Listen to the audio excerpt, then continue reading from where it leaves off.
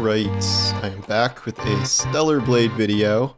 My review just went live, and being the woke games journalist that I am, I gave it a 0 out of 10. Eve is just too hot, made me uncomfortable, didn't like that. Yeah, I don't know, what can I say? No. I gave it an 8 out of 10. I liked it. I liked it quite a bit, and it seems most people did too. At the time of this writing, I think it's getting an 83 Metacritic score, which is really good. I figured it might be around there. I guess I'm around there.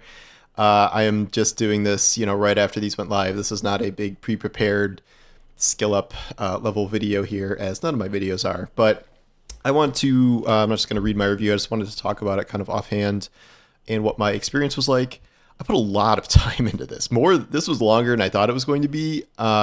Granted, that was me doing essentially every single side quest I could. Like, a couple of them just like stumped me to the point where I'm like, I gotta wait for a YouTube guy. But that was like 2 out of like 40. So I did everything I possibly could in this game, really.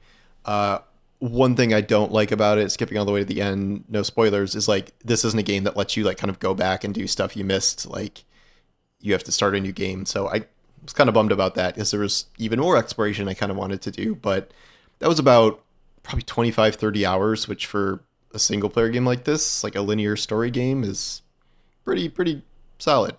I'm not going to describe the plot and stuff in any detail. Eve is like a warrior who gets sent to Earth from space, like a satellite ship or something, to kill a bunch of monsters on Earth that have taken over a destroyed world. We don't exactly know what they are, or why the world was destroyed, or what even Eve is specifically, but these are all things we learn over the course of the game.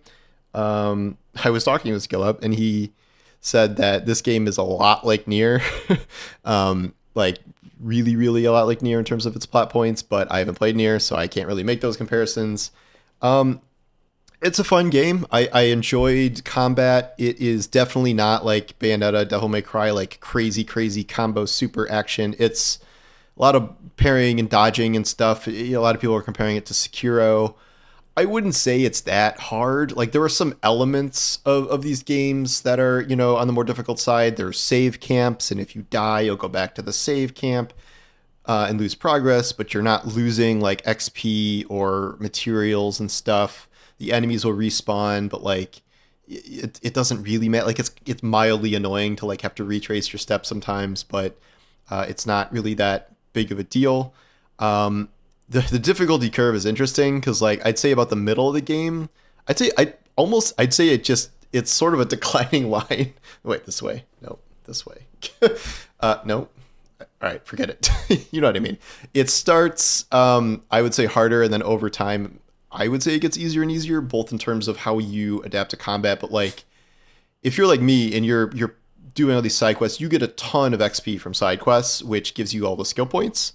And finding all these secrets gives you additional upgrades for Eve to make her. You can build your own like character kit essentially, and make her really strong that way. By the end, like, these were what would have been really hard bosses, but like, Eve was so maxed, I beat most of the final bosses in, 2 or 3 tries at most. Or some of like the early mid-game bosses, it was probably like 15 tries. A couple bosses I just had to like abandon and come back later, because I'm like, I don't think I'm leveled for this. But by the end, I was crushing through everything. Overwhelmingly, I mean, if you play the demo, you kind of get it, but like, you get one sword. It's not like this isn't a game where you're getting a bunch of different weapons to cycle through.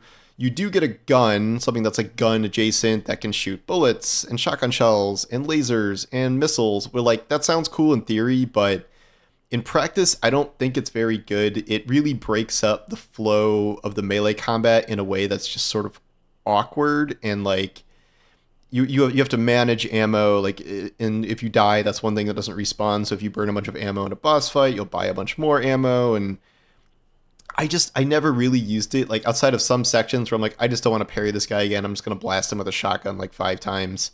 But like, in the middle of combat, I don't think it works terribly well as sort of a combat assist. There's also like a Super Saiyan mode. Even saying what the name of it is kind of a spoiler, so I won't.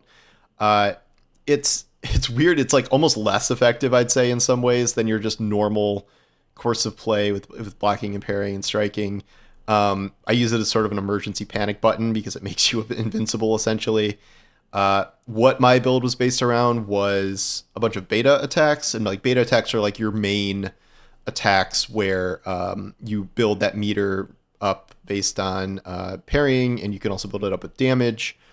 I got a bunch of upgrades where it's like increased generation, increased damage. There's one exosuit where it's like sometimes you can into a beta trance and have unlimited beta moves, and like just you do three of those in a row. Those are like big damage moves once you have them upgraded.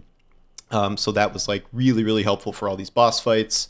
There's also a separate set of moves called burst moves that is from doing perfect dodges and sort of this like teleport behind an enemy to avoid their attack. That gives you some burst points. Those are good too. They're just not up nearly as often as beta attacks, so I don't think it's as good to rely on them. The point I'm making here is like it's pretty fun to like find all these mods and build craft and stuff, and just some aspects of combats may not work super well. It can get kind of repetitive. A lot of the bosses repeat. You fight every boss almost like twice, except for maybe some of the bosses at the end. Yeah, it's kind of fun because they shoot a bunch of bosses at you like right in a row, which is pretty cool. In terms of other stuff, namely, well, we'll do like level design. So some of them are like linear levels where you're just going like camp to camp to camp. There's fast travel points between them, but like the problem is there's no map in the linear parts. So like you're like you can fast travel from here to here, but you don't really know where there is. And when you first do it, you're just sort of going in a straight line. But a lot of side quests will send you back to these places, and you'll have like an indicator on your map, or like you'll have an indicator on your compass, but there's no map, so it's kind of a cluster to try to find your way back there. There are two big open world sections, which I thought were the most interesting for exploration, for combat. There's bosses hidden in there. I would have liked more of that. That does have a map, so it's a lot easier to navigate.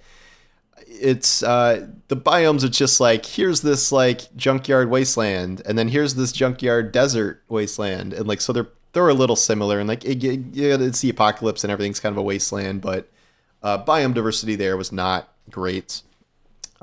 Visually, this game is really gorgeous in a lot of ways, especially at the end. The environments do start getting really pretty.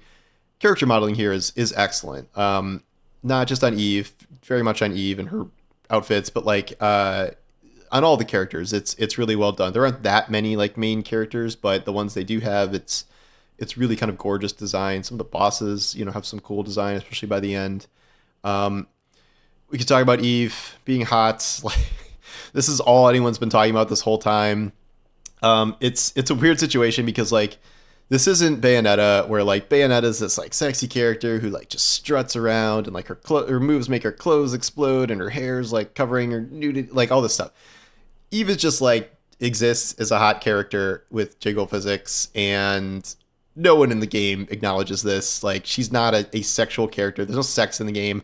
I don't think anyone in this game has heard of sex. Like it's just she's hot just because players are going to want to look at this hot character. And it's interesting though, like some of the outfits are just so over the top absurd, like revealing, like goofy, and like that's, if you want to use those, great, that's fine. But there is a wide range of other outfits that are like ranging from like normal sexy, quote unquote, like a sweater dress or something, to like just straight up jacket and jeans. Like here's a jumpsuit that sort of looks like the Kill Bill one. Like by the end I was wearing an outfit that was like shorts and a gold sweater that I thought looked pretty cool. And like again, the design on these is really gorgeous. Like they're all really kind of beautifully made. But like I know this is probably going to be a part of the discourse, but like it doesn't really matter. Like it's not making the game worse. I think this whole stupid controversy was like everyone was like, oh, everyone hates that Eve is so hot, and it was like a quote from like IGN France or something, and it's just,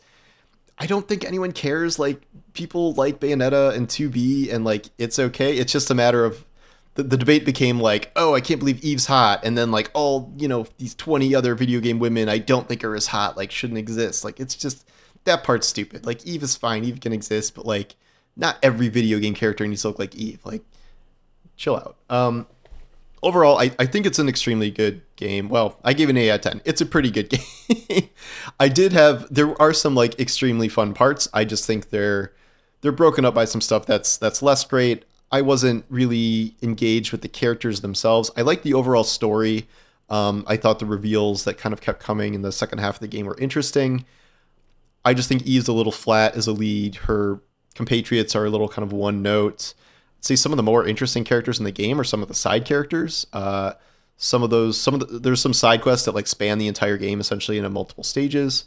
One of those I thought was really compelling. One of those I thought could have ended better. I'll do a whole spoiler thing on this later, but that's obviously not what's going to happen today.